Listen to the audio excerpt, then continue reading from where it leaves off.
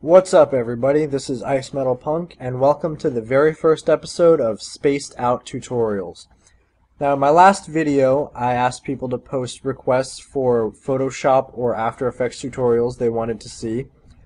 I just posted that video up yesterday, so of course I have no requests yet, but I wanted to hit the ground running, so I'm going to start off Spaced Out Tutorials by showing you all how to make a nice wallpaper abstract rainbowy kind of effect here. I came up with this earlier today. I was just playing around in Photoshop and I thought it looked nice, so I'm going to show you guys how to do it. So it's just got this rainbow texture that's arranged into blocks in multiple layers with a nice 3D depth illusion, and the text kind of shows through but also darkens the background so you can see it clearly, but it doesn't obstruct any of the nice abstract background. So you can use this as a wallpaper or whatever you want. Videos, anything, it'll work. It's cool. So let's get started.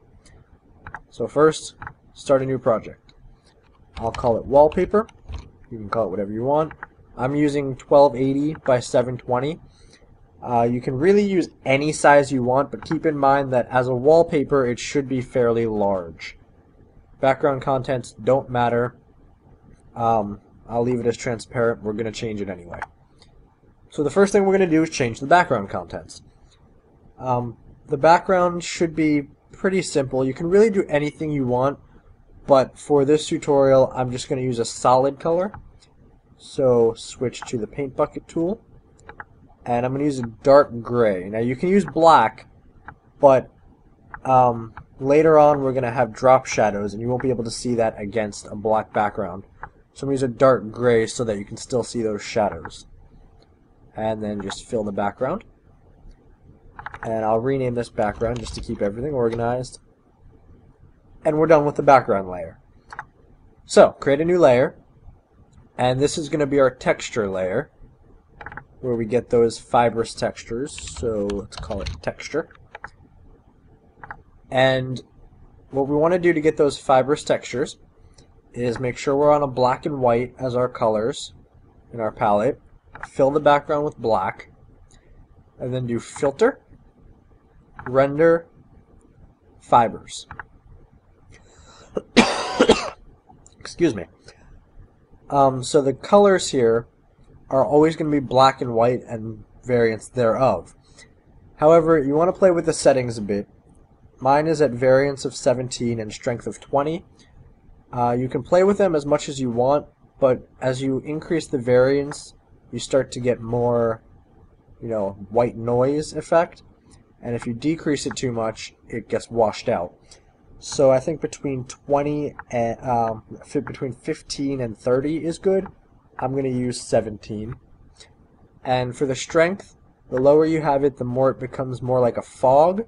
The higher you have it, the more it becomes lines. I think about 20 is good for me.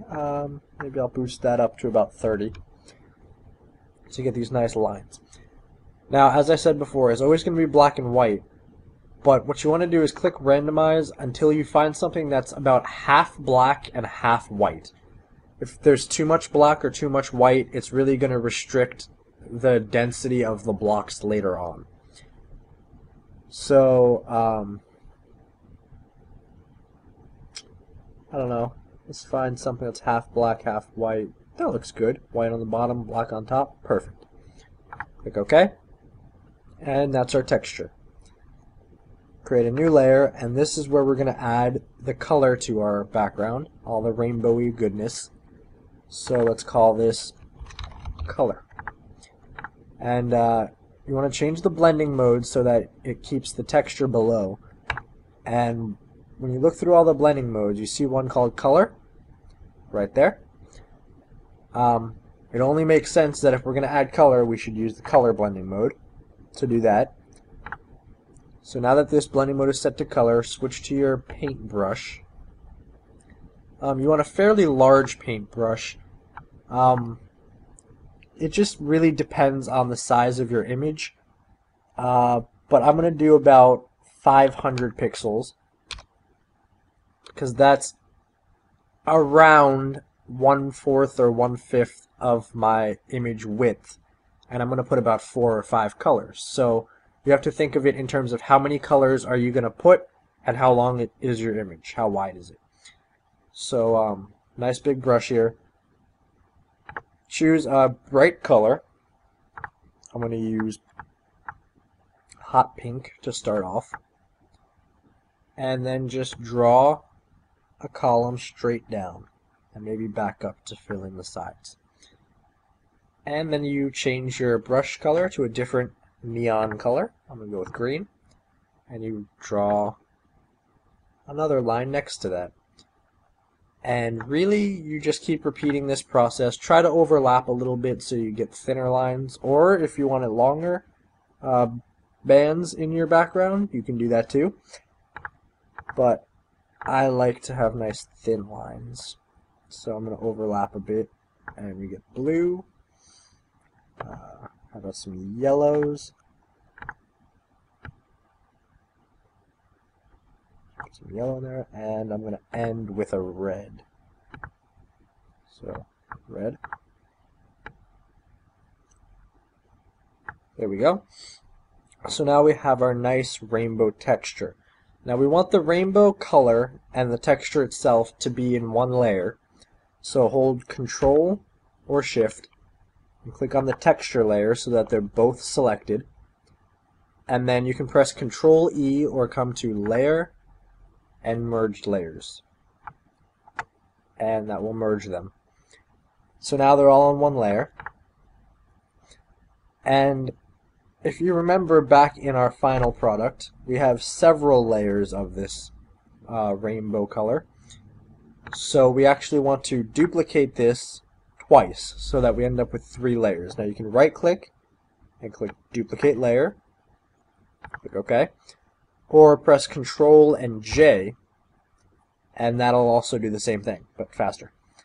So once you have 3 layers, we're going to want to work with each layer separately. So turn off the bottom 2, and let's just work on the top one for now.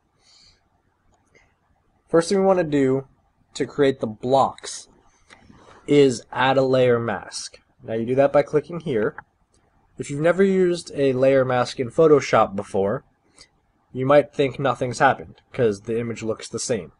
But if you look down here by your layers, you'll see that there is a white box next to your layer thumbnail. That white box is your layer mask. What you can do with a layer mask is paint on it like it was a layer, but instead of showing what you've painted, anywhere that layer mask is white, your layer will show through. Anywhere that layer mask is black will become transparent, and grays are everything in between. So it's a nice way of hiding and showing different parts of your image without actually editing the contents of the layer. So for example, I'm painting in black right now, so I can just hide this, and you'll notice it's just showing the layers behind it. So I'm going to undo that. So now that you know what a mask tool is, it hides and shows different parts based on color. This is how we're going to get our blocks. I'm going to start by making sure we're on black and white, and then we're going to go Filter, Render, Difference Clouds. And now you press Control F to repeat that, and really press it as many times as you want, and it'll give you different clouds each time. And you're looking for a pattern that has large chunks of color. Like here, see I got a nice red chunk over here, blue here, green and purple. So this is good.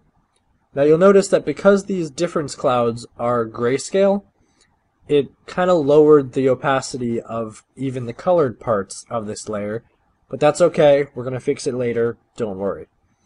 For now, we have to turn these patches of clouds into blocks. The way we're going to do that is by going to Filter, Pixelate, and Mosaic.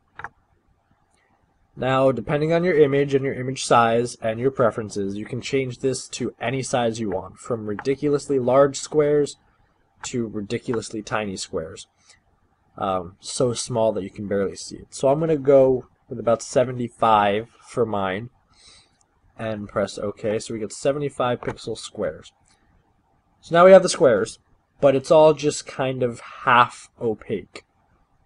So what we're going to do is we're going to boost the opacity of the light colors, and we're going to drop the opacity of the dark colors to 0. And we're going to do that by continuing to work on the mask and choosing Image, Adjustments, and Levels.